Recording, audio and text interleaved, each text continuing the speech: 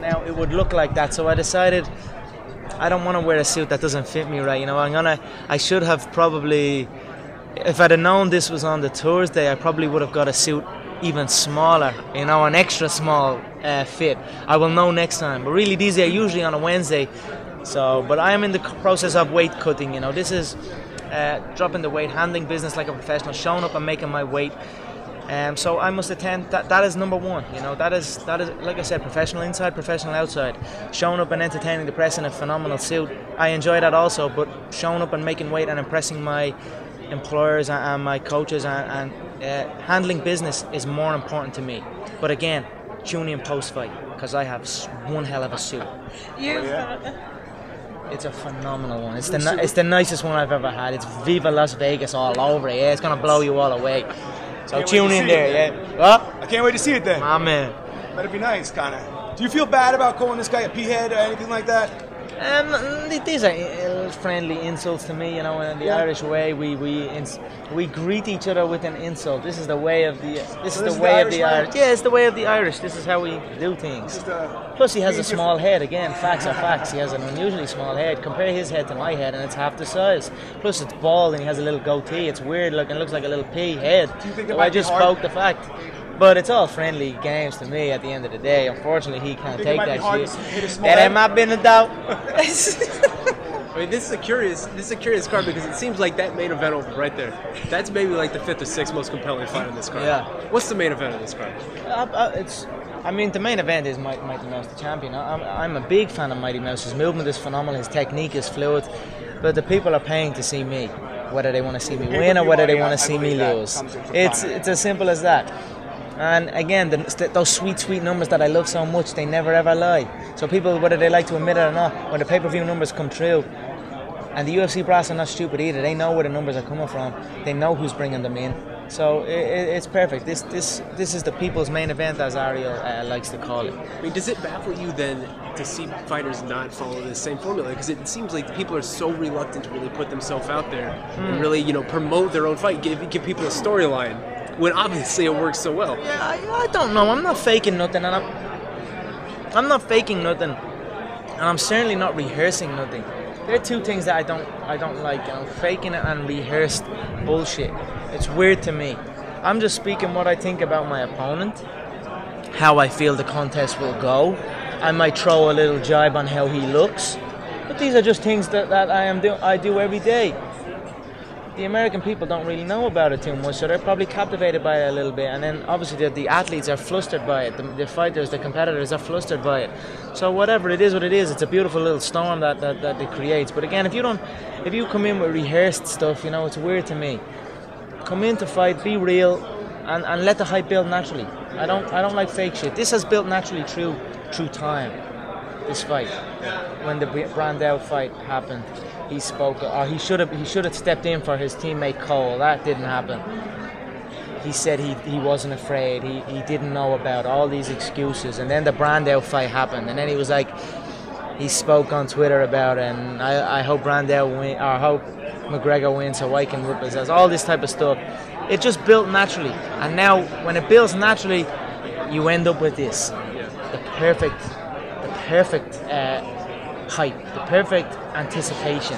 So natural is the way to go.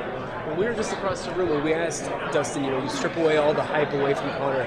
What is your assessment of him as an actual fighter? And he said that you were an average fighter. I mean, what is your response to that? You know, I think it's quite clear that I am not an average fighter. I don't throw shots the same as these other people. So again, it makes no sense to me, that does. It's a straight up lie. He knows it is. If you want to look at an average fighter, you look at Dustin. That is an average fighter. A straight 1-2, low kicks, wrestling, basic movement, flat on the feet, no fluidity. This is an average fighter. Me, I come out with my open palm, ready to throw down, and I move in ways that nobody has seen before. So you know as well that was complete bullshit. You should have pulled him on it there and then. I don't like to use the term gatekeeper, but would you see Dustin as a gatekeeper? 100%. He's following the path of a journeyman. Whether he like, you know, it's a lonely road, the road of a journeyman, and I can't help but feel a little bit sorry for him, you know. But again, when the contest starts, I don't show remorse. I won't be remorseful to him. In there, I'll be going in to kill him, and that's just the way it is. But he is certainly following the path of a journeyman fighter. Even in his approach, he believed his hometown was not good enough. Right there, and that's his words. His hometown was not good enough to become world champion. That is not the mind of a world champion. A world champion believes in his surroundings, celebrates his surroundings. Already that's a weakness. Already that's the path of a journeyman. A guy that leaves his hometown and moves full time to another area in seek of the answer. The answer's not out there, my friend. The answer's in here, in your heart, in your belief, in your own. So that to me already shapes that he is a journeyman. And then of course his fighting is proving that. Thank you. Hey Conor, how you doing? Hello, how are you? When we had the media day the other day, you mentioned that the UFC's flying you out to Brazil for the Aldo Mendez fight. Can you talk about that a little bit, and whether you're going to have to jump in that cage, assuming you get past Dustin and call one of those guys out? Sorry, one more time and explain that? Saying that at the media day, you said that the UFC is flying you out to Brazil for Aldo Mendez. Yeah. And will you jump in the cage and have to challenge one of those guys, whoever wins? I'll jump in and challenge them after if need be, but I'll also jump in and compete if need be. So, of course, again, Rio de Janeiro, beautiful city. I'm traveling the world here with this game. So it's a beautiful thing, but I will be there ready to fight. I won't be there to shake hands. Now, also at the media day, you spoke on, the finer things in life, getting to walk across the marble floors barefoot in the presidential suite. Once upon a time, you didn't even have a bank account. So how has this life change been for you, and how have you taken to it? Is it what you all expected it to be? Yeah, it's exactly as I expected, because my visions are crystal clear. They are crystal clear, and they come true every time. So it is exactly as I expected. I am embracing it. I am loving my life, and I am living my life. I'm a happy man right now. Now let's talk about Dustin. You have said some disparaging things that he's taken personally. That you question his chin, you question his technique and his motivation. Is that part of the plan? Is to get under his skin a little bit? No, it's simple. It's simple fact. The chin. Here's the thing about the chin. It does not recover.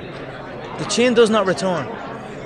It deteriorates. And he's taken some big shots in his career by guys that have no pop, guys that have no ping, guys that are nothing like me. So he will be in trouble when that first crack happens, and when he realizes the speed, the precision, and his whole body trembles, the electric shock goes through his whole body, he flashes white. Panic will set in, and then it's downhill from there. How long his chin can take the shots, I don't see it getting out of the first round. Now with him, he's mentioned, he's got a good ground game as well, but he likes to stand and trade. Is that kind of the worst thing that he could do, is stand and trade with you in this fight? The worst thing he can do is show up to this fight. There is no way around it. Wherever it goes, I'm going to pound on him bad. I'm going to hurt him badly here. It's as simple as that. I hit harder. I move faster. I strike cleaner, more clearer, crisp. He's in trouble. So the best thing he can do right now is run. But even then, I'll still catch him. Do you think the fact that the UFC is sending you out to Brazil for the Aldo Mendez fight, do you think that's a sign that they see you as a next contender? Yeah, I believe so. I mean, it's hard not to see myself as the next contender. I believe everyone else sees myself as the next contender. I see myself as the champion.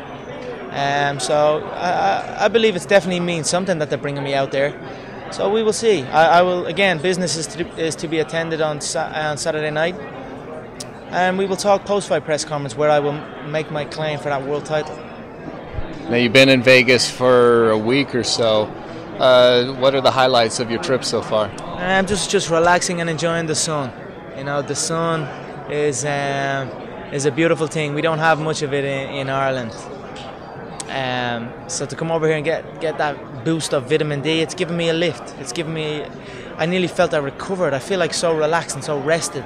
So it's perfect. It couldn't have went better. Of course, Vegas is all about the good life, all about the money, all about the flash. And I don't mind that life either. Do you think it'd be easy to get distracted over here? For me, I have tunnel vision. I enjoy the things I enjoy, but regardless, I work. I put in the hours, I put in the time, I put in the dedication, I put in the thought. So regardless of distractions, regardless of things that whatever, it would be very hard to distract me from this path. Now, you came and you brought your special partner, your lady, with you. Is that to help keep things in focus? I wanted my woman to come with me and travel the world with me, see Las Vegas. So it's a beautiful thing. My whole family are coming over here. It's a beautiful thing to be able to afford to bring your whole family over to Las Vegas and let them experience this. Before the UFC, I barely left Ireland. I barely left Dublin. You know what I mean? So now I'm bringing my family to Las Vegas. So it's a beautiful thing for me. It's something I take great joy in. That I'm giving the people of my home country these events to look forward to experience. So it's a beautiful thing.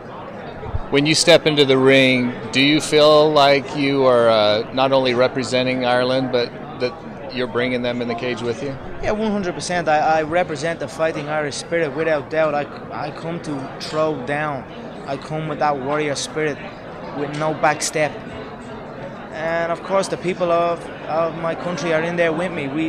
If one goes to battle, we all go to battle. It's another day in the day of the Irish. Thanks.